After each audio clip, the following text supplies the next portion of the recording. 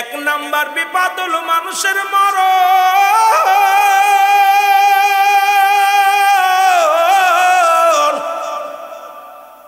দুই নাম্বার বিপদ হলো মানুষের কবর।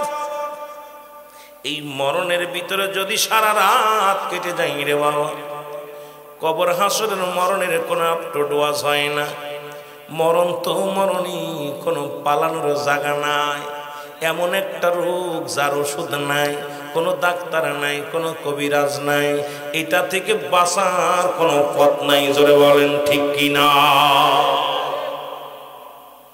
কবরের কোনো আফটারডোয়াজ হয় না, কবরের মরণের কোনো আফটারডোয়াজ হয় না। জোরে বলেন ঠিক কিনা? আমার ভাইরা, আমার বন্ধুরা, দুই নাম্বার বিপদ হলো মানুষের কবর। কবর বলতে বুঝায় মানুষের মৃত্যুর পর থেকে শুরু করে কিয়ামত পর্যন্ত জগৎটাকে বলা হয় কবরের জগৎ। এখন আমরা মনে করি বাড়ির কাছে 3.5 হাত গর্ত করিয়া বাবা মায়ের কবর দিছি, এটাই বুঝি শেষ কবর। আরে কবরের যদি ভয় থাকতো, গতকালকে নেটের মধ্যে দেখলাম 5টা লাশ চুরি হয়ে গেছে রে মুসলমান। বড় কষ্ট পাই না এই মানুষগুলো, মানুষের লাশ কেমনে চুরি করে? আরে মানুষ, তোদের কি একবার হুঁশ হবে না?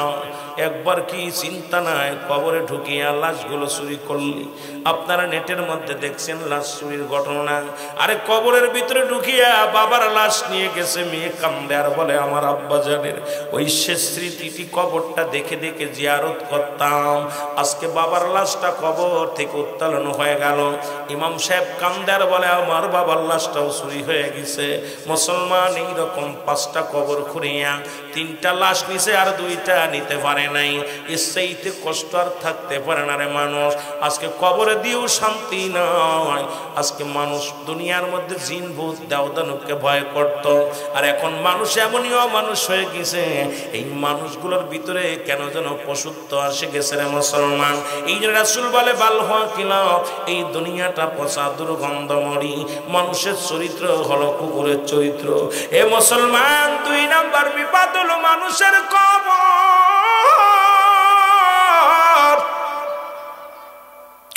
মৃত্যুর পর থেকে শুরু করে কিয়ামত পর্যন্ত জগৎটাকে বলা হয় কবরের জগৎ। ও বান্দা শোনো গো, কবর যেদিন শোয়া দিবে রে মুসলমান, একজন ফেরেশতা আসবে, তার নাম হলো নুমান ফেরেশতা। নাম কি? জোরে বলেন নাম কি? সবাই জানি কবরের ভিতরে একজন ফেরেশতার নাম হলো মুনকার নেকির। নারে বাজান না, ইনার ঢোকার আগে একজন ফেরেশতা আসবে, তার নাম নুমান ফেরেশতা। হাতের মধ্যে থাকবে 2 টুকরা কাগজ মুসলমান। একটা হলো নেকির আমল, একটা হলো বদ আমল। এই 2টা নিয়ে আপনাকে জাগাইবে, ডাক দে বলবে মুসলমান শুনে নাও। এর মুসলমান শোনো শোনো শোনো, ডাক দে বলবে আমিনুল ইসলাম।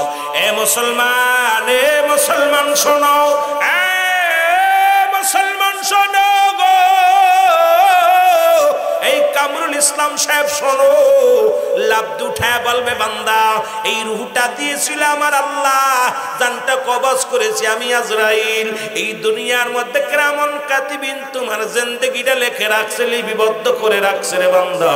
এখন তোমার একটু পরে ফেরেশতা আসবে কবরের মুসলমান। এই কবরে সওয়াল জবাবের জন্য আসবে 2 জন ফেরেশতা। একজনের নাম হলো মুনকার, আর একজনের নাম নেকির। মুসলমান শুনে নাও, এই 2 জন ফেরেশতা তোমার কবরে ঢুকবে। এই নাও তোমার আমলনামাটা নাও। ভালো আমলনামাটা দিয়া দিবে হাতের মধ্যে রে বাজান। এই আমলনামাটা দেইখা বান্দা 60 বছরের জিন্দেগি কত ওয়াক্ত নামাজ পড়েছে, কোথায় যাকাত দিয়েছে, কোথায় দান খয়রাত করেছে, কত জায়গা মাহফিলে বসেছেন, কত ভালো কর্ম করেছেন। বান্দা আনন্দ পাইয়া ডাকতে বলবে আল্লাহর ফেরেশতা, এই দুনিয়ার মধ্যে আমি এত ভালো কর্ম করেছিলাম গো।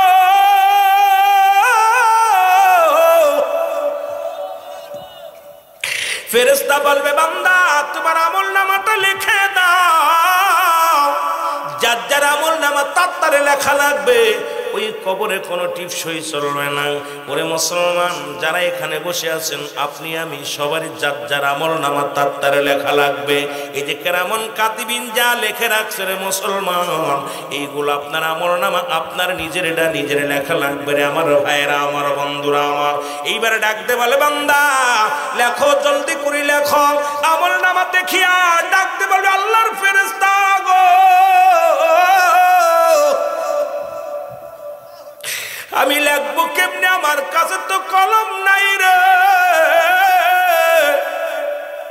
ফেরেশতা বলবে রুহুল আমিন সাহেব এই নাও, আমিনুল ইসলাম এই নাও, মুসলমান মাহফুজুল হক নাও, মুসলমান শুনে নাও, শুনে নাও, মাওলানা আরিফুল ইসলাম শুনে নাও।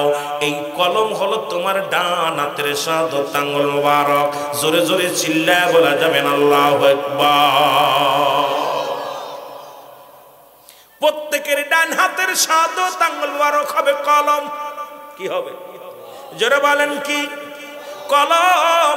আমি যুবকদের বলে যাই, তোদের পায়ে ধরে বলে যাই, এই হাত দেয়ার গাদার মধ্যে হাত দিস না, এই হাত দিয়ে হারাম ধরিস না, এই হাত দিয়ে সুদের কারবার করিস না, এই হাত দিয়ে অন্যায় করিস না, এই হাত দিয়ে দান ধ্যান কর, এই হাত দিয়ে আল্লাহর মুসলমান দিনের পথে খরচ কর। এই আঙ্গুলটা হবে ডান হাতের শাহাদাত আঙ্গুল মুবারক হবে মুসলমান কলম। আমার দেশে অনেক আলেমেই চুন খায় আঙ্গুল জড়াইয়া, এইটা আঙ্গুলের চুন খা আঙ্গুল নয়। আজকে মৌলবীরা আঙ্গুলের দামি জানে না। রাসূলুল্লাহ শাহাদাত আঙ্গুল মুবারক দিয়া চন্ডতি খণ্ডিত করেছিল, কবরের মধ্যে শাহাদাত আঙ্গুল মুবারক দিয়া তোমার এই কলম বানায় লেখা হবে গো। আমার দেশের মৌলবীরা এখন চুন খায় আঙ্গুলে লাগাইয়া। কি ওয়াজ করবো ওদের কাছে যে ব্যক্তি আঙ্গুলের মধ্যে জানে না এই আঙ্গুলটা কত পবিত্র, এটার মাথায় খবরদার আঙ্গুলে চুন লাগাবেন না, এটা পবিত্র রাখবেন। এই হাতটার মধ্যে সবচেয়ে দু হাতের সমস্ত আঙ্গুলের ভিতরে সর্বশ্রেষ্ঠ মর্যাদার আঙ্গুল হলো এটা। জোরে বলেন না সুবহানাল্লাহ। আর একটু জোরে বলেন ঠিক কি না? এ আমার যুবক ভাইরা শুনে নাও, গভীর মনোযোগ। বান্দা বলবে আমি কলম পাইলাম, কলমের কালি তো পাই নাই। ফেরেশতা বলবে বান্দা শুনে নাও, তুমি কলম পাই না, কালি হলো তোমার মুখের থুতু মুবারক। ও আমার যুবক ভাইরা শুনে নাও, এই খবরদার খবরদার মুখ দিয়ে গালি দিও না কাউকে। এই মুখের থুতু মুবারক হবে আপনার আমার মুসলমান কালি। এই মুখের ভিতরে গাঁজা ঢুকাস না, মুখের ভিতরে গাঁজা ইয়াবা দিস না, মুখ দিয়া বিড়ি টান দিস না। আমার যুবক বাবারা তোদের পায়ে ধরে বলে যায়, ও যুবক মায়ের গর্ভে যখন ছিলি, ওরে তোর মায়ের নাভির সঙ্গে তোর নাভিটা জোড়া দিছে রে। কারণ এই মুখের মধ্যে তোর নাপাক পানি খাওয়াই নাই। বান্দা এই মুখটা দিয়া মাওলার জিকির করবি রে। বান্দা শোন, শোন রে বান্দা, এই জমিনটা আল্লাহ যেমনি বানাইল তোরে এমনি বানাই নাই। আসমান আল্লাহ যেমনি বানাইছে এমনি তোরে বানাই নাই। ও আদরের উম্মতিরা শোন, এই আল্লাহ পাক ফেরেশতা যেমনি বানাইছে এমনি তোরে বানাই নাই। আসমান জমিন যেমনি বানাইছে তেমনি তোরে বানাই নাই। আল্লাহ কয় বান্দা আমার আদরের বান্দারে আমি বানাইছি আমার কুদরতি হাত মুবারক দিয়া। এই জন্য মুখের পবিত্র থুতু মুবারক আমি পবিত্র করলাম। এই থুতু হবে কিয়ামতের ময়দানে কবরের মধ্যে মুসলমান একমাত্র কালি। জোরে বলেন মারহাবা। যুবক তোদের পায়ে ধরে বলে যে মুখের মধ্যে বড় কষ্ট লাগে। হিন্দুরা মরে গেলে দেয় আগুন, আর মুসলমান বেঁচে থাকতে দেয় আগুন। 3 বেলা 4 বেলা সিগারেট ধরায় ধরায় টান দেয়। কষ্ট লাগে। গাঁজা, মদ, ইয়াবা, ফেন্সিডিল এগুলো বন্ধ কর আব্বা। মুখের থুতু মুবারক পবিত্র, কাউকে গালি দিও না, হারাম জিনিস ভক্ষণ করো না। এ আমার ভাইয়েরা, আমার বন্ধুরা, আমার বান্দা ডাকতে পারবে ফেরেশতা আমি কালি পাইলাম, এখন তো আমি কাগজ পাই নাই। 3 টুকরা কাপড়ের কাপড় দিয়া হয় রে। প্রথম কাপড়খানা খুলে নিবে রে দুনিয়ার মুসলমান।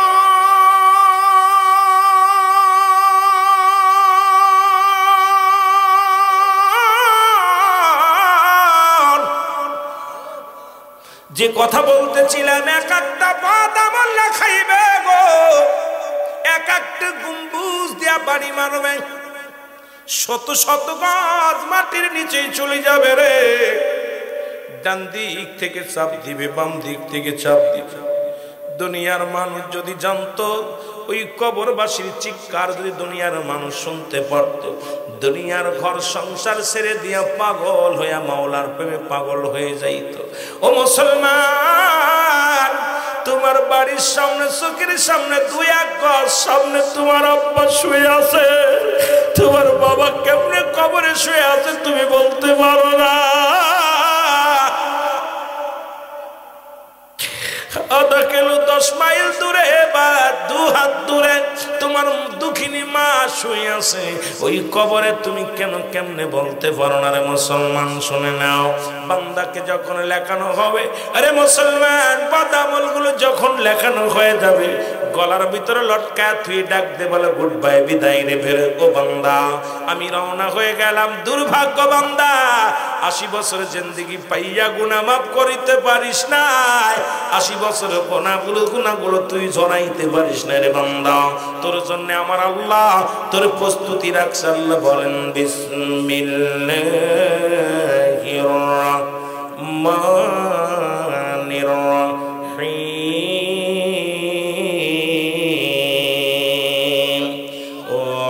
উইদ্দাতু লিল কাফিরিন। আল্লাহ বলে কাফের বেঈমান মুনাফিকদের জন্য গো,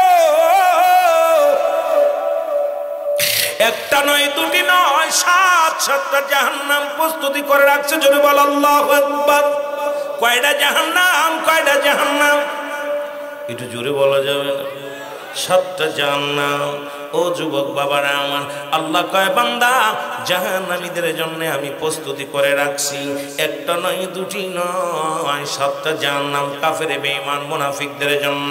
এখন যারা দুনিয়ার মধ্যে নেক আমল করবে, নেক আমল ফয়সালা, ও মুসলমান, জান্নাত আমার আল্লাহ বলে জান্নাতীদের জন্য, ঈমানদারদের জন্য আমি রেখে দিলাম। একটা নয়, দুটি নয়।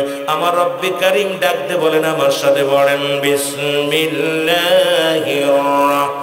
রহমানির রহিম, উইদ্দাতু লিল মুমিনিন। আল্লাহ বলে মুমিনদের জন্য, মুত্তাকিনদের জন্য আমি আল্লাহ প্রস্তুতি রাখলাম 8টা জান্নাত গো। ঈমানদারদের জন্য 8টা জান্নাত, জাহান্নামীদের জন্য 7টা জাহান্নাম। কে কে জান্নাতে যেতে চান একটু হাত দুখানা তুইলা মাওলারে দেখান, জোরে বলেন মারহাবা।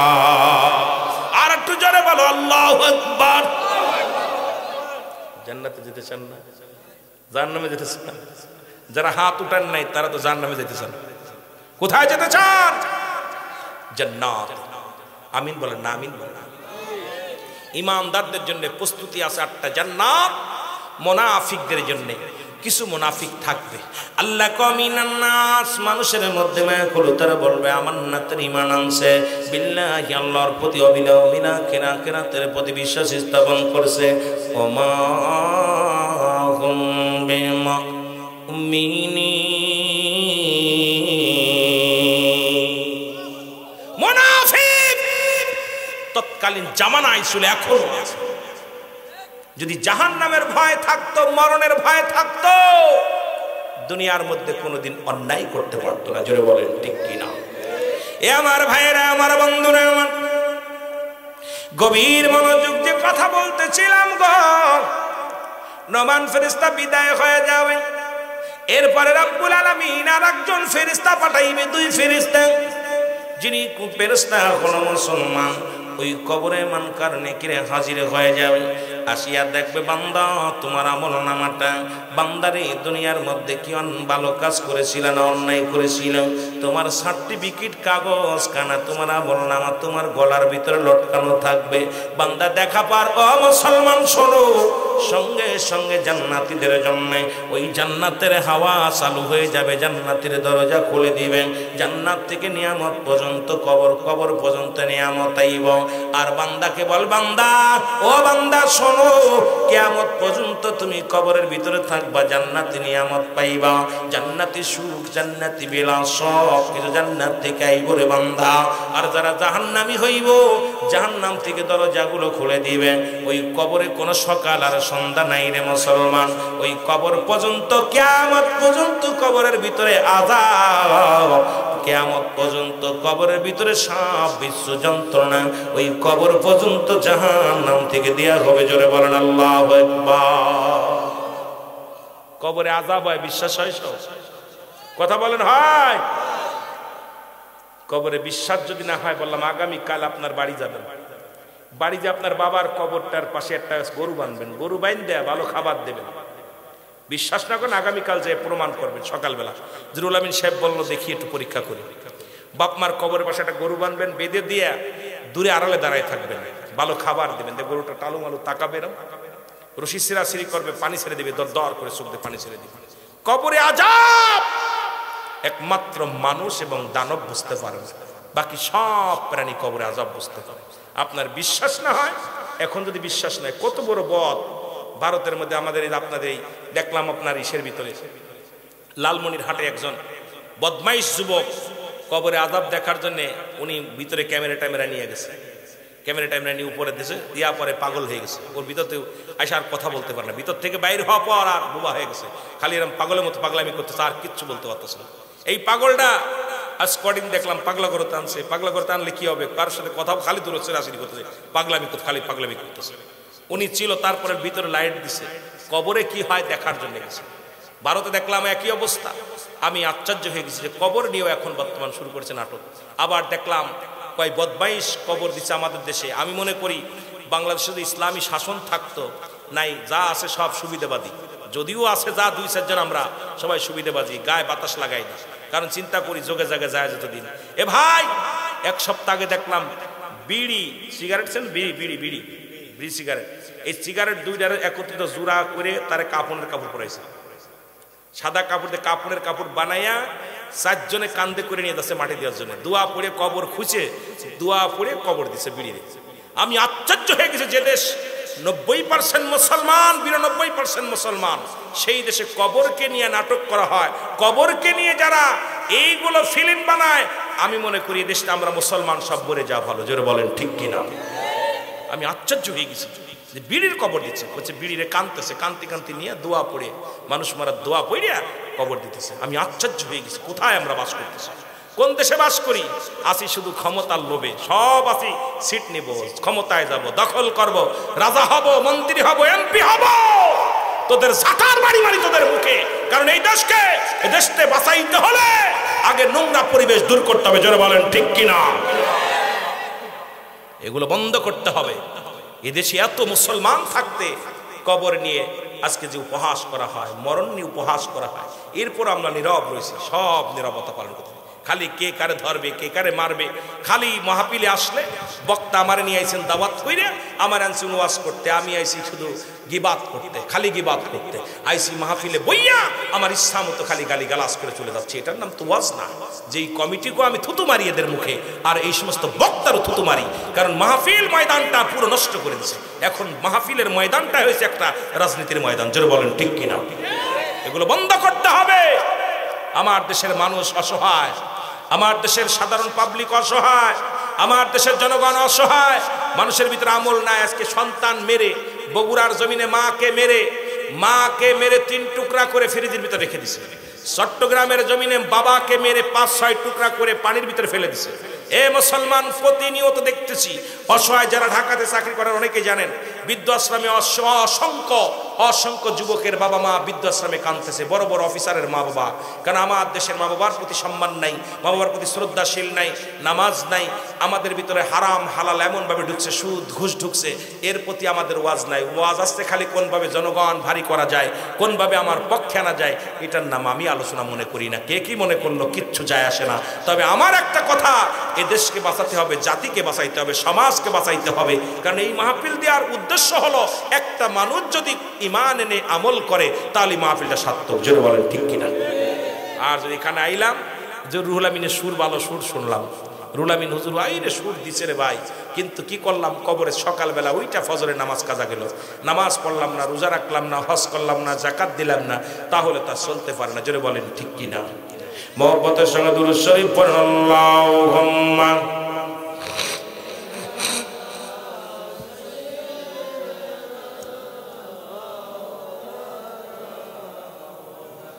ওয়ালা আলি সাইয়্যিদিনা, আরো জোরে বলেন আল্লাহুম্মা সাইয়্যিদিনা মাওলানা মুহাম্মদ ওয়া আলা আলি মাওলানা। এ ভাইরা আমার, বন্ধুরা আমার, 2 নাম্বার বিপদ গেল। 3 নাম্বার বিপদ হলো কিয়ামতের ময়দান। 3 নাম্বার বিপদ কি? কিয়ামতের ময়দান কঠিন দিন, হাসরের ময়দান। ওই যে বললাম কুল্লু মান আলাইহা ফান, সব কিছু শেষ করে দিবে কে? জোরে বলেন কি? আরো জোরে বলেন কি? আরো জোরে। সব কিছু শেষ করে দিবে আমার আল্লাহ। আল্লাহ কয় বান্দা আমি কিচ্ছু বলতে কিচ্ছু রাখবো না। এই জমিনের ভিতরে যা আছে 2-3 নাম্বার বিপদ হলো কিয়ামতের ময়দান। কিয়ামতের আলামত, কিয়ামত সম্পর্কে বলতে গেলে লম্বা আলোচনা আসে। কয়েকটা কিতাব আমাকে 100 কিতাব জোড়ানো লাগবে। বাবারে কিয়ামতের আগে 1 মুসলমান শুনে নাও, শুনে নাও, 70টা আলামত হবে। 70টা আলামতের অধিকাংশ আলামত হয়ে গেছে, এখন বাকি আছে 10টা বড় বড় আলামত। এই 10টার মধ্যে এখনো শুরু হয়ে গেছে মুসলমান অধিকাংশ আলামত।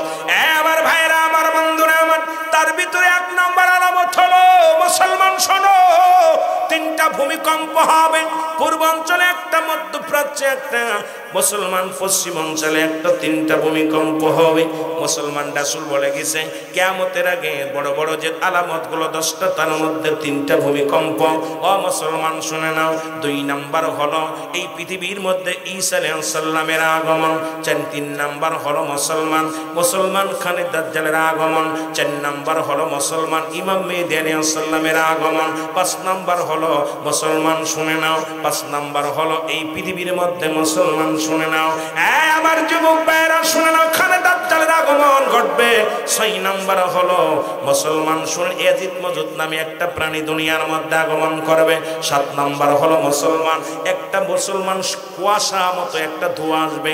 এই ধোঁয়াটা মানুষের নাকে লাগবে, ইমানদারের সর্দি জ্বর হবে, বেঈমানগুলো মারা যাবে রে। মুসলমান শুনে নাও, শুনে নাও, মুসলমান শোনো, এই করুণকায় মুসলমান ইমাম মেহেদী আলাইহিস সালাম, রাসূল বলছে, সাহাবীরা বলে ইয়া রাসূলুল্লাহ, ইয়া হাবিবাল্লাহ, ইমাম মেহেদী আলাইহিস সালামকে কেমনে চিনব?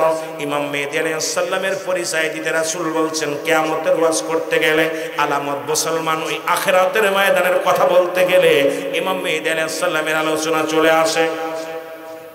ইমাম মেহেদী আলাইহিস সালামের নাম থাকবে আবু মুহাম্মদ, জোরে বলেন আল্লাহু আকবার। নাম থাকবে মুহাম্মদ, বাবার নাম থাকবে আব্দুল্লাহ, আমার নাম থাকবে আমিনা, বংশ থাকবে ফাতেমার বংশধর, গোত্র থাকবে বদুয়া গোত্র। ইমাম মেহেদী আলাইহিস সালাম মুসলমান কেমন হবে?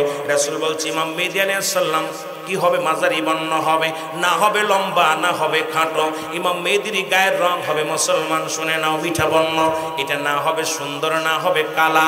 ও মুসলমান শুনে নাও, ইমাম মেহেদী আলাইহিস সালাম সবচেয়ে বড় পরিচয় হলো তার বুরু দুটি থাকবে টানা বুরু। ইমাম মেহেদী আলাইহিস সালাম, আমার দেশে এখন বর্তমান প্রায় 39 জন ভণ্ড ইমাম মেহেদী আগমন ঘটে গেছে, কারণ আমার দেশে ভণ্ড মেহেদী আসছে, ভণ্ড মুসলমান ঈসা আলাইহিস সালাম আগমন করেছেন। আমার দেশে যেমন রাসূল আকরাম সাল্লাল্লাহু আলাইহি সাল্লাম ইন্তেকালের পরে 39 জন ভণ্ড ইমাম মুহাম্মদ বস আখেরি নবী, ভণ্ড 39 জন নবী আগমন ঘটেছে। আর একজন ভণ্ড নবীর আবির্ভাব হবে কিয়ামতের আগের। মুসলমান শুনে নাও, ইমাম মেহেদী বাংলাদেশে আসবে না। বাংলাদেশে যদি কোনো বিশ্বাস বলে আমি ইমাম মেহেদী, ওরা জুতা পিটা করলে নাকি হবে? কারণ বাংলার জমিনে ইমাম মেহেদী আইব না। যদি বাংলার জমিনে কোনো পীর সাহেবের ছেলে ইমাম মেহেদী বলে দাবি করে, বাংলাদেশের কোনো পীর সাহেব যদি ইমাম মেহেদী বলে দাবি করে, ওরে যত জুতা পিটা করবেন ততই আপনার আমলনামায় নেকি হবে। জোরে বলেন আল্লাহু আকবার। ইমাম মেহেদী আলাইহিস সালাম বলতেছিলাম মক্কা মদিনায় বদুয়া গোত্র মুসলমান শুনে নাও, ইমাম মেহেদীর কানের বোতল লম্বা লম্বা পশম থাকবে, ইমাম মেহেদী আলাইহিস সালামের বুকটা থাকবে, সিনাটা থাকবে সিংহ পুরুষের মতো, ইমাম মেহেদী আলাইহিস সালামের মাথার চুলগুলো থাকবে কোকড়ানো মোকড়ানো। রাসূল বলছে কখন আসবে ইমাম মেহেদী? ইমাম মেহেদী আলাইহিস সালাম যখন বয়স 40 বছর হবে তখন প্রকাশ পাবে। আমার বাবারা, আমার বন্ধুরা, আমার এত সুন্দর একটা আলোচনা দিচ্ছেন, এটা 2-4 ঘন্টায় বলে সম্ভব নয়, কারণ কিয়ামতের আলামত বলতে গেলে এই 10টা আলামত আলোচনা করলে রাত কেটে যাবে, দিন কেটে যাবে, আমি শেষ করতে পারবো না। আমার ভাইরা, আমার বন্ধুরা, ইমাম মেহেদী আলাইহিস সালাম যখন মক্কা নগরে পাপ এত পরিমাণ পাপ হবে, জিনার মাত্রা বেড়ে যাবে।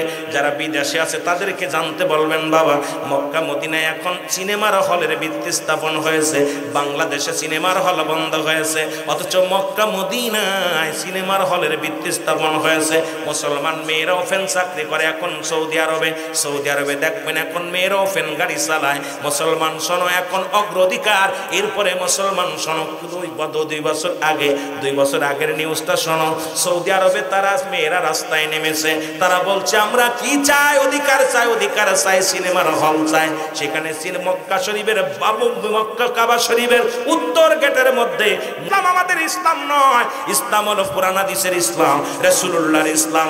এখন সৌদি আরবকে যদি মডেল বানায় চলতে চান, জাতি সমাজ সব শেষ হয়ে যাবে। জোরে বলেন ঠিক কিনা? এত পরিমাণ পাপ চলতেছে সৌদি আরবে, এত যারা আছে খোঁজ দেবেন যে ভাই রুহুল আমিন সাহেব তো কয়ে গেল, কথা কত দূর সত্য। এত পরিমাণ পাপ চলবে মক্কা মদিনায়। এ মুসলমান, সুদ ঘুষ তারা হালাল মনে করবে, সুদের ব্যবসা, ঘুষের ব্যবসা এগুলো বেড়ে যাবে, জিনার ব্যবসা বেড়ে যাবে, পতিতালয় বেড়ে যাবে। ইমাম মেহেদী আলাইহিস সালাম মক্কা থেকে মদিনার দিকে রওনা হয়ে যাবে, তখন বয়স থাকবে ইমাম মেহেদী আলাইহিস সালামের 40। তখন হক্কানি উলামায়ে কেরামের সামনে ধরা পড়ে যাবে, সবাই বলবে আপনি ইমাম মেহেদী, সালাম দিবে আসসালামু আলাইকুম ভাই ইমাম মেহেদী। বলবে ভাই আপনারা ভুল করেছেন, ওয়ালাইকুম আসসালাম, আমি ইমাম মেহেদী না, আমার নাম হলো মুহাম্মদ।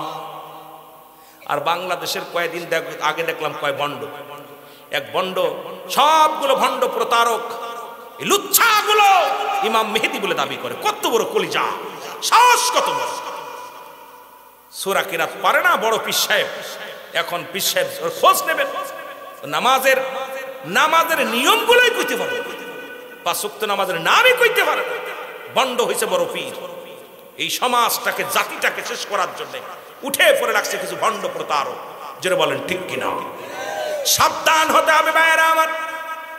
আবার অনেক কইতে পারেন হুজুর আপনি তো পীরেদের বিপক্ষে বলেন। না, এই দেশ ইসলাম আনছে আল্লাহর ওলিরা, যাদের কথা আল্লাহ বলে কুরআনুল কারীমের মধ্যে সূরা ইউনূসের মধ্যে 11 নম্বর পারা 62 নম্বর আল্লাহ বলে আলা সাবধান, ইন্না নিশ্চয়, আলা ইন্না উলিল্লাহি, আল্লাহর তরফ থেকে যারা ওলি হয়, ওলি যারা আল্লাহ বানাইছে এগুলো হলো কামেলে মুকাম্মেল ওলি। আর আমরা যারা নিজেরা খেলাফত দিছি এরা হলো মহিলাদের পীর। জোরে বলেন ঠিক কিনা? এই বন্ডদের নিয়ে বিপদে আছে। হক্কানি পীর মাশায়েখদের সিনার মধ্যে 9টা গুণাগুণ। এই 9টা গুণাগুণ যদি আপনাদের বলি, বাংলাদেশে 90% পীর সাহেব ধরা পড়ে যাবে। এই 9টা গুণের একটা গুণ না থাকলে সে কামেল না, নাকিস পীর। শরীয়তের রকম, শরীয়ত ছেড়ে দিলে কাফের। যারা শরীয়ত ছেড়ে দিয়ে পীরগিরি করে, মৌলবীগিরি করে, ইমামতি করে, মৌলানা হয়, আমরা ওটার ওয়াজ শোনা হারাম, কুল্লু হারাম। জোরে বলেন ঠিক কিনা? মনে হচ্ছে আপনারা কষ্ট পাচ্ছেন। আমি আপনাদের পীরকে বলতেছি না, আমি বন্ড পীরদের বলতেছি। আমিও পীর মুরিদি করি, আমি আটশির মুরিদ। কথা বোঝেন নাই? আটশির মুরিদ, কারণ যাদের নামাজ নাই, কালাম নাই, শরীয়তের বিধান মানে অন্য কোনো পীর তো দূরের কথা, মুরিদ তো দূরের কথা, ও তো আল্লাহর গোলামি না। জোরে বলেন ঠিক কিনা? আল্লাহর সাথে যার সম্পর্ক নাই, তার আবার রাসূলের সাথে যার সম্পর্ক নাই, তা আমার সাথে সম্পর্ক লাভ কি? জোরে বলেন ঠিক আছে না? এ আমার ভাইয়েরা, আমার বন্ধুরা, আমার গভীর মনোযোগ। ইমাম মেহেদী আলাইহিস সালাম যখন পালাইবে, মানুষের সামনে ধরা পড়ে যাবেন, মানুষ বলবে আপনি ইমাম মেহেদী, বলবে না আমি ইমাম মেহেদী না। আর আমার দেশের কিছুদিন আগে এক পীর সাহেব বলছে আমি ইমাম মেহেদী। আমি ইমাম মেহেদী, আমারে মানো। এই জামানার ইমাম, এই জামানার মেহেদী আরে ওরে যে কি করার দরকার বুঝি আসে না, মাঝে মাঝে দুঃখ লাগে, তবুও কিছু বলতে পারি না, কারণ বাংলাদেশে এমন এমন ক্ষমতা আমার নাই যে তাদের বারণ করব। ও মুসলমান শুনে নাও, ইমাম মেহেদী আলাইহিস সালাম যখন প্রকাশ পেয়ে যাবে তখন ইমাম মেহেদী আলাইহিস সালাম শিকার যাবে না, উপর থেকে একটা আওয়াজ আসবে, হাজা খলিফাতুন ফিল আরদ। এই আওয়াজটা হাজা খলিফাতুন ফিল আরদ। কোথায় যে ইমাম মেহেদী আলাইহিস সালাম মাথা নত করে দাঁড়ায় থাকবেন, উলামা একরাম সবাই কানে শুনতে পাবেন। উলামা একরাম বলবে ইমাম মেহেদী এবার পালাবে কোথায়? এই যে আওয়াজটা কে দিল? তখন ইমাম মেহেদী মাথা নত করে বলবে, ঠিকই বলেছেন, আমি হলাম ইমাম মেহেদী আলাইহিস সালাম। জোরে জোরে চিল্লায়া বলা যাবে না মারহাবা। এ আমার ভাইয়েরা, আমার বন্ধুরা, আমার ইমাম মেহেদী আলাইহিস সালাম যখন প্রকাশ পেয়ে যাবে, এবার প্রকাশ পাওয়ার পরই একটা জাতি বাইর হবে, যেটা হলো মুসলমান। কে রাখছে? হযরত মুসলমান, যিনি বাদশাহ জুলকারনাইন তামা দস্তা গোলা গুলাইয়া বিশাল একটা প্রাচীর বানাইয়া একটা জাতিকে ডেকে রাখছে, যাদের আত্মায় রাখছে এরকম ঘর করে, ইয়াজিদ মওজুদ বলা হয়। ও মুসলমান শুনে নাও, এদের কাকটায় রাখছে। যখন ইমাম মেহেদী প্রকাশ পাবে, জবান দিয়ে আলহামদুলিল্লাহ বলবে, সঙ্গে সঙ্গে প্রাচীরটা ভেঙে যাবে, এই দুনিয়ার মধ্যে আগমন করবে পদ্মা, মেঘনা, যমুনার পানি সবগুলো খেয়ে ফেলবে, মানুষগুলো বড় হাহাকারে পড়ে যাবে, দৌড়াইয়া যাবে সবাই ইমাম মেহেদীর কাছে। ইমাম মেহেদী গো, সর্বনাশ, এমন এক প্রাণী আছে সব পানিগুলো খেয়ে ফেলেছে, মানুষগুলো মেরে ফেলতেছে। তখন আল্লাহ রাব্বুল আলামিনের কাছে দোয়া চাবে ইমাম মেহেদী আলাইহিস সালাম। দোয়া যখন চাবে রে মুসলমান, সঙ্গে সঙ্গে একটা বিছা জাতীয় প্রাণী আল্লাহ পাঠাবে। এই প্রাণীটা গায়ের মধ্যে লাগবে, ক্যান্সার রোগ ধারণ হবে, এই মানুষগুলো মারা যাবে। মুসলমান শোনো, এই প্রাণীগুলো মারা যাবে, দুর্গন্ধে মানুষ টিকতে পারবে না। এবার আবার যাবে ইমাম মেহেদী আলাইহিস সালামের কাছে। ইমাম মেহেদী আলাইহিস সালাম দোয়া করবে, কাক জাতীয় একটা প্রাণী আসবে, গোশতগুলো ঠুকায় ঠুকায় খেয়ে ফেলবে। মুসলমান হাড্ডি পড়ে থাকবে, দুর্গন্ধে টিকতে পারবে না। এই দুর্গন্ধে মুসলমান শুনে নাও, দুর্গন্ধে মানুষগুলো যখন টিকতে পারবে না, আবার দৌড়ে দেবে ইমাম মেহেদী আলাইহিস সালামের কাছে, হুজুর আমাদের জন্য দোয়া করেন। ইমাম মেহেদী আলাইহিস সালাম হাত উঠাইবে, সঙ্গে সঙ্গে আল্লাহ এমন একটা বৃষ্টি দিবে, 24 ঘন্টা পরে এই বৃষ্টি নামবে। আজকে সন্ধ্যা থেকে শুরু করে আগামী সন্ধ্যা পর্যন্ত এত জোরে বৃষ্টি হবে, এই বৃষ্টিতে পদ্মা, মেঘনা, যমুনার পানি ভরপুর হয়ে যাবে, সমস্ত নদী নালা পানিতে ভরপুর হয়ে যাবে, এই হাড্ডিগুলো সেখানে চলে যাবে, মানুষের ভিতরে সুখ শান্তি ফিরে আসবে। মুসলমান শোনো, এবার তারা সুখে শান্তিতে বাস করতে থাকবে, জমিনের মধ্যে ফসল ফলাবে, অনেক সুন্দরভাবে মানুষ জীবন যাপন করবে। এর মধ্যে মুসলমান আসবে। ইমাম মেহেদী আলাইহিস সালাম যখন এই ইসলামের দাওয়াত দিতে থাকবে, তখন চলে আসবে হযরত ঈসা আলাইহিস সালাম। ঈসা আলাইহিস সালাম আসরের সময় আসবে, আসরের সময় যখন আগমন করবে, ইমাম মেহেদী আলাইহিস সালামের মুসলমান এই ইমাম মেহেদী আলাইহিস সালামের হাতে বায়াত গ্রহণ করবে। বায়াতে রাসূল, মুসলমান শুনে নাও, ইমাম মেহেদী আলাইহিস সালামের হাতে বায়াত গ্রহণ করবে। ওই নামাজের ইমামতি করবে ইমাম মেহেদী আলাইহিস সালাম, মুসল্লি হবে মুসলমান ঈসা আলাইহিস সালাম। ঈসা আলাইহিস সালাম মুসল্লি হবে, ইমাম মেহেদী আলাইহিস সালাম হবে ইমাম। দুজন মিলে ইসলামের দাওয়াত দিবে, দুনিয়ার মধ্যে শান্তির পতাকা উড়াইতে থাকবে, মানুষের মধ্যে অভাব অনাটন থাকবে না, মানুষের ভিতরে অভাব অনাটন থাকবে না, মানুষ সুখে শান্তিতে মধ্যে থাকতে থাকবে। কিন্তু এর মধ্যে ওই যে অতি লোভে দাঁতন নষ্ট, কিছু মানুষ এত সুখ সহ্য হবে না, মানুষ গুমরাহির দিকে চলে যাবে। তখনই চলে আসবে খানে দাজ্জাল। খানে দাজ্জাল মাত্র 40 দিন দুনিয়ার মধ্যে থাকবে। এই খানে দাজ্জাল আসিয়া এক হাতে জান্নাত, এক হাতে জাহান্নাম নিয়ে মানুষকে বলবে, ভাই এই দেখো জাহান্নাম, ভালো মানুষটাকে মেরে ফেলবে, হত্যা করে আবার তারে জিন্দা করবে, আবার তারে জান্নাত জাহান্নাম দেখাইবে। এই বলিয়া মানুষগুলো ঈমান হারা করে তাদেরকে জাহান্নামের পথে পাঠাইবে। এই খানে দাজ্জালকে দাবর শুরু করবে ঈসা আলাইহিস সালাম।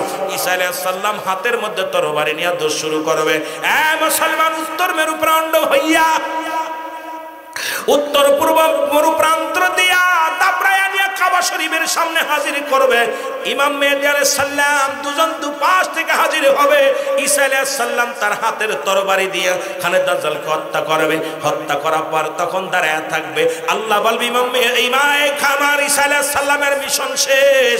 যারা মক্কা মদিনায় হজ করতে গেছেন, রাসূলুল্লাহর পায়ের ঘরে একটা জায়গা আছে, যে জায়গার মধ্যে নবীজি বলে গেছেন, আমার এই পায়ের ঘরে একটা জায়গা রেখে গেলাম, এই জায়গার মধ্যে আমার কবরের পাশে আমার মাজারের মুসলমান, আমার রওজার পাশে একটা কবরের জায়গা। এই জায়গাটায় হযরত ঈসা আলাইহিস সালামের মাজার হবে, জোরে বলা যাবে না মারহাবা। রাসূলুল্লাহর পায়ের করে যারা মক্কা মদিনায় গেছেন, রাসূলুল্লাহর পায়ের করে ডান পায়ের করে একটা কবরের জায়গা আছে, সামান্য একটা কবরের জায়গা।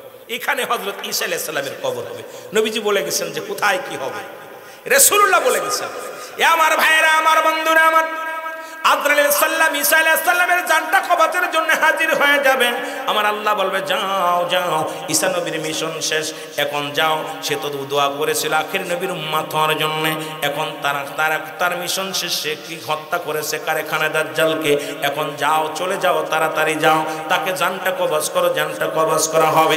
এরপরে তারে গোসল করাবে, জানাজার নামাজ পড়াবে হযরত ইমাম মেহেদী আলাইহিস সালাম, দাফন কাফন শেষ হবে, মানুষের মধ্যে শান্তি বিরাজ করবে। এ মুসলমান শোনো, যখন খানে দাজ্জালকে হত্যা করার পর এই মানুষগুলো সুখে শান্তিতে বাস করবে। ইমাম মেহেদী আলাইহিস সালাম দাওয়াতের কাজ শুরু করবে।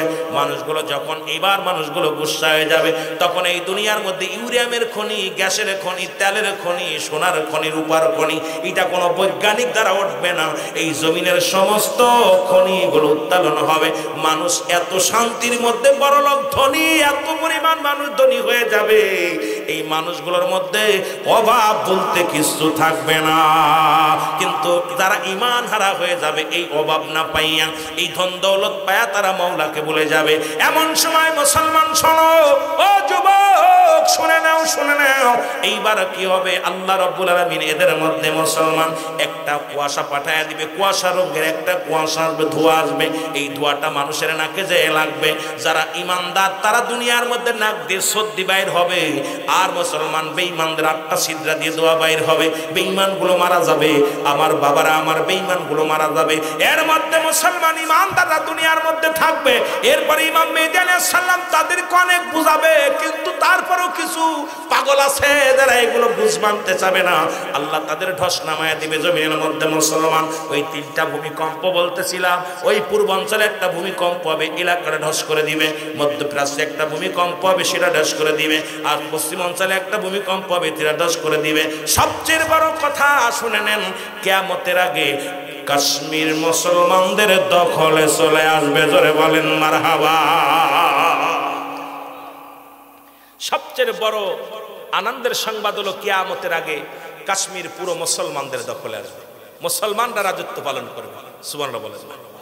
এ আমার ভাইয়েরা, আমার বন্ধুরা, আমার এবার এই মানুষগুলো নিয়ে এ মুসলমান রব্বুল কারীমের দরবারে প্রার্থনা করবে। দুনিয়ার সব কিছু যখন শেষ হয়ে যাবে, মুসলমান শুনে নাও, আমার বাবারা গভীর মনোযোগ। এদিন মুসলমান শোনো, দিলের কান্ডা লাগা শোনো। যখন এই দুনিয়ার সব কিছু শেষ করে দিবে, আল্লাহ বলবে ইসরাফিল রে তাড়াতাড়ি সিংহা নাও। সিংহার মধ্যে ফু দিবে মানুষগুলো সব। মুসলমান এবার এই সিংহা ফুর আগে একটা বৃষ্টি হবে, বিশাল বড় বৃষ্টি হবে। 3 দিন 3 রাত পর্যন্ত বৃষ্টিটা নামবে এই দুনিয়ার। এমনভাবে বৃষ্টি হবে যেমন ওই বৃষ্টিতে এই জমিনের মধ্যে যখন কোনো বীজ পড়ে থাকে, ঘাসের বীজ বলেন আর কোনো সরষা দানা থাক, এটা যেমন জো পেলে জ্বালিয়ে যায়, তদ্রূপ পৃথিবীর মানুষের গায়ে একটা হাড় দিয়ে আছে, যে হাড়টা পানিতে নষ্ট হয় না, আগুনে পোড়ানো যায় না। দেখবেন হিন্দুরা মানুষ পোড়ানোর পর একটা হাড় তারা পোড়াইতে পারে না। এই হাড়টি পিছনের রাস্তায় 3 তেয়ারা বলা হয়। এই হাড়টা মাটির নিচেই পুঁতে রাখে। প্রতিটা মানুষের দেহের মধ্যে একটা করে হাড় আছে, যে হাড়টি পৃথিবীর কোনো আগুন দিয়ে পোড়ানো সম্ভব নয়, কোনো অ্যাসিড দিয়ে পোড়ানো সম্ভব নয়, মাটিতে তারে খায় না। এই হাড্ডি থেকে যেখানে থাকবে সেখান থেকে মানুষগুলো গজায়া যাবে, মানুষগুলো সেখান থেকে উত্তোলন হবে, গায়ের মধ্যে কোনো পোশাক থাকবে না, যে যেখানে থাকে সেখান থেকে উত্তোলন হয়ে যাবে। ও যুবক, ইসরাফিল আলাইহিস সালাম যখন সিংহার মধ্যে ফু দিবে, সবাই উঠে পড়বে। মুসলমান শুনে নাও, সবাই উঠবে, এবার দৌড়াবে পশ্চিম দিকে। তাদের জবানে থাকবে ইয়া সালিম, ইয়া সালিম, আমাদেরকে নিরাপত্তা দাও, শান্তি দাও, শান্তি দাও। এই মিশন দৌড়ায় দৌড়ায় চলে যাবে মুসলমান। দৌড়ায় যাবে কোথায়? এই ধরনের মাঝখানে একটা কথা আমার মনে পড়ে গেল। মুসলমান শুনে, ইসরাফিল আলাইহিস সালাম যখন সিংহা ফু দিবে, আজরাইল আলাইহিস সালাম ডাকতে বলবে, জিবরিল আলাইহিস সালামকে ডাকতে বলবে, আমার আল্লাহ জিবরিল দেখো এখন সাততলা জমিনের মধ্যে কে কোথায় কি কি জিনিস আছে। ডাকতে বলবে রব্বে কারীম, এই জমিনের মধ্যে কিছু নাই, এই জমিনের মধ্যে এখন আমি আর আমরা 4 জন আর আপনি। সব শেষ করে দিছে। এখন কিছু উঠছে, তারা উঠতেছে, কয় তাড়াতাড়ি যাও, এখন যাও, কোথায় যাও, চলে যাও, আমার ইসরাফিলকে নিয়ে আসো, তাড়াতাড়ি মিকাইলকে নিয়ে আসো, মিকাইলের জানটা কবজ করো। মিকাইল আফসোস করবে, আজরাইল আমাকে একটু সুযোগ দাও, রব্বে কারিমের কাছে দরখাস্ত করি। মিকাইলকে দরখাস্ত করবে, আল্লাহ বলে কোনো দরখাস্ত চলবে না, কারণ আমি স্রষ্টা থাকবো, সৃষ্টি থাকবে না, সৃষ্টি জগতের কোনো কিছু থাকবে না, যেহেতু তোমরা ফেরেশতা, তোমরাও সৃষ্টি জগৎ, তোমরাও শেষ হয়ে যেতে হবে। মিকাইলও শেষ, ইসরাফিল শেষ, আজরাইল মুসলমান জিবরাইলও শেষ, থাকবে আজরাইল। আজরাইল তার নিজের জানটা যখন বাইর করে দিতে বলবে, নিজের জানটা যখন বাইর করতে যায়, অনেক লম্বা ইতিহাস, এই করুণ কথাগুলো বলতে গেলে কান্না আসে। আজরাইল ডাকতে বলবে, রব্বে কারীম, মানুষের কত মানুষের বাবাকে বিধবা করলাম, বিবিকে বিধবা করলাম, বাবার কল মার কল খালি করলাম, এই মৃত্যু এত কঠিন,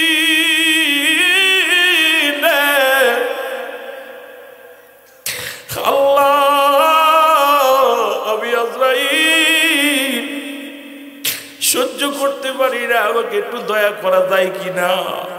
খাবার আল্লাহ বলবেন না না না, কারণ আমি কথা দিছি, স্রষ্টা থাকবে, সৃষ্টি থাকবে না, সৃষ্টিকুল সব শেষ হয়ে যাবে, একটু পরেই কিয়ামত সংঘটিত হবে, আমি বিচারের কার্যকারী শুরু করব। আজরাইল তার নিজের জান দিতে যায় বলবে, আল্লাহ এত কষ্ট পাইলাম। আল্লাহ বলবে, আজরাইল তোমার কি জীবনে এত মাকলুকাতের জান কবাজ করছে, তোমার কি কোনোদিন কষ্ট লাগছে? বলে লাগছে, দুইটা জায়গা লাগছে। আমার জীবনে আমি আজরাইল কেঁদেছি, পৃথিবীর কোনো মানুষের জান কবাজ করতে যে কেঁদিনি, কারণ মার কোল থেকে শিশুকে নিয়ে আসি, কোনোদিন কান্দি নাই, কিন্তু দুইটা জায়গা কাঁদছি।